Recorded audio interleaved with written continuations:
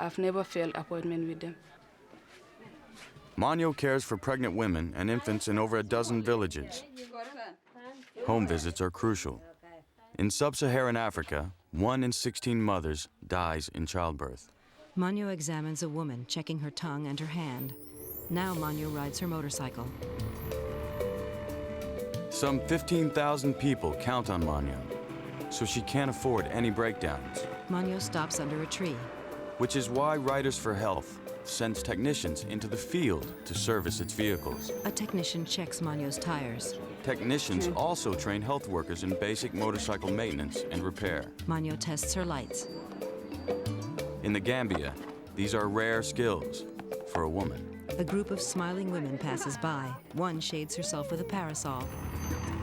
Some people, they find it funny to see a female riding a motorcycle. Even my mom, she was complaining that I shouldn't ride a motorcycle. I told her, well, it's part of my job. I have to do it. Manyo rides through a grassy field to a dirt road.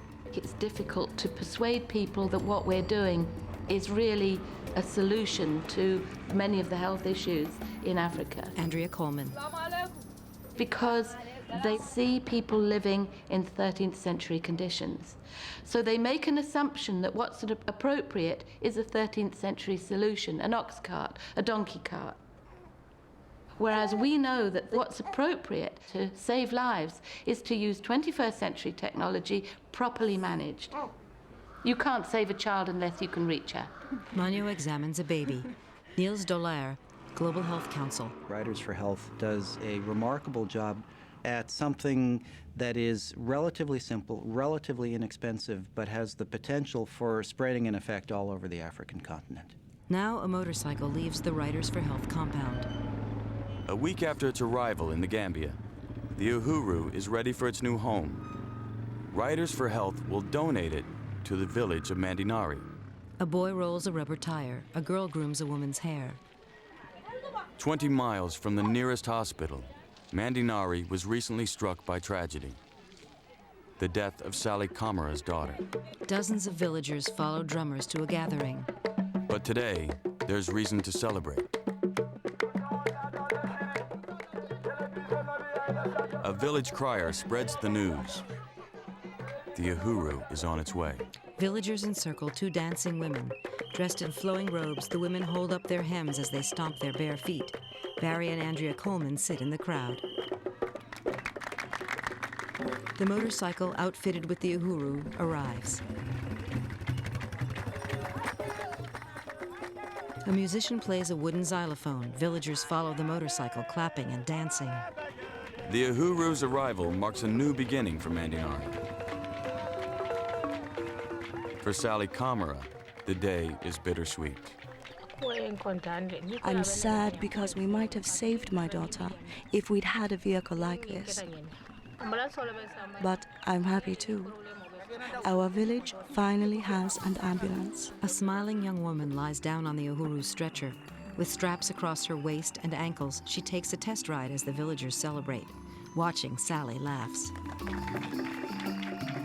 Now comes the hard bit, the maintenance for the people who are driving it to learn how to use it as an ambulance and all those things. And we know from experience that, well, yeah, it's a great beginning, but there's a lot of work to come. Barry Coleman. A half-dozen children take a ride on the Uhuru. Building transportation systems throughout Africa could save millions of lives, bridging the gap between health providers and people in need. Now pedestrians walk along a modern city street. But some of the goods of global health are less tangible than medicines or vaccines. One of the great challenges is to deliver information and to persuade people to change their behavior. Now in silhouette, an emaciated man slumps in a straight-backed chair. Consider the case of HIV. 2 decades ago, scientists determined how the virus is transmitted and how to avoid infection. In computer animation, a globe spins. Yet HIV has engulfed one country after another. Countries light up. The nation of Thailand once seemed doomed. Now teenage girls wearing tank tops and miniskirts lounge in a doorway. Its sex industry had exploded during the Vietnam War. when thousands of American servicemen were stationed here. Later, it continued to attract foreign sex tourists, as well as scores of Thai customers. Ideal conditions for spreading HIV throughout the country. A man gives out condoms. But Thailand has a special deterrent against the virus. Come, follow me. His name is Michai Viravaidya. He's been waging war against HIV for 2 decades. He hands condoms to a stripper. He wields an unconventional weapon, the condom.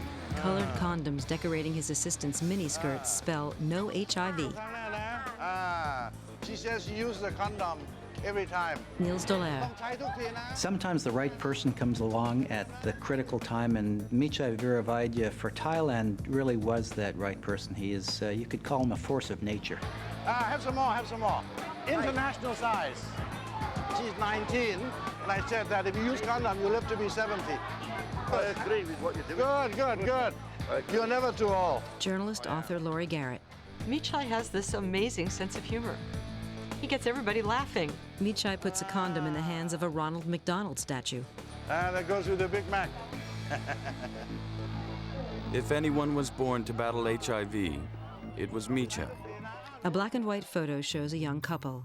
His mother was Scottish, his father Thai. They met in medical school in Edinburgh and raised their family in Thailand. At the age of 13, Michai was sent to school in Australia, where he excelled at sports. He returned to Thailand with a degree in commerce and took a job with the government's planning authority. He traveled throughout his homeland.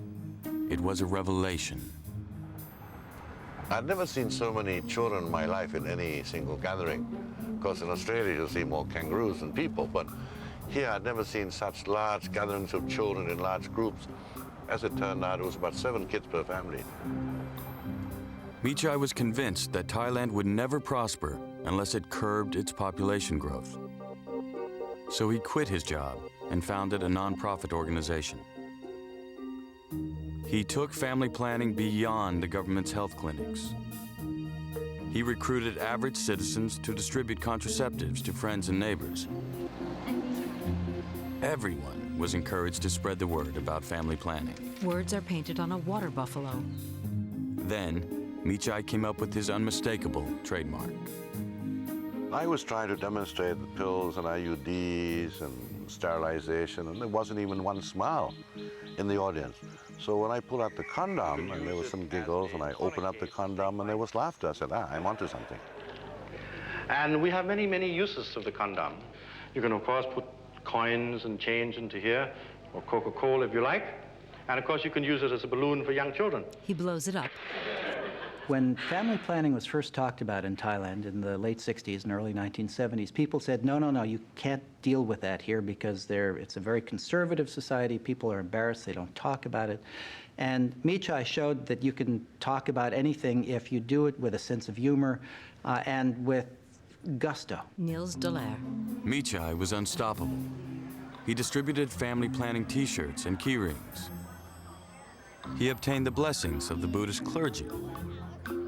He staged condom blowing contests and vasectomy festivals. It's fun, it's lighthearted, and it's safe. And today we hope to do 1,000 just in one day and create a world record.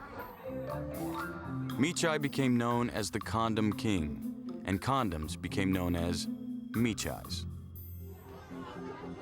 Most importantly, he produced results. Within a decade, the country's birth rate dropped by more than half in one of the most successful family planning programs on record. Now Michai talks on a cell phone as he rides in a car. By the mid-1980s, Thailand's economy was booming. Michai was recognized as a champion of social causes. He might have rested on his laurels. Then, in 1984, the first case of AIDS in Thailand was reported. In a hospital, patients lie on cots. A fan sits at the foot of each bed.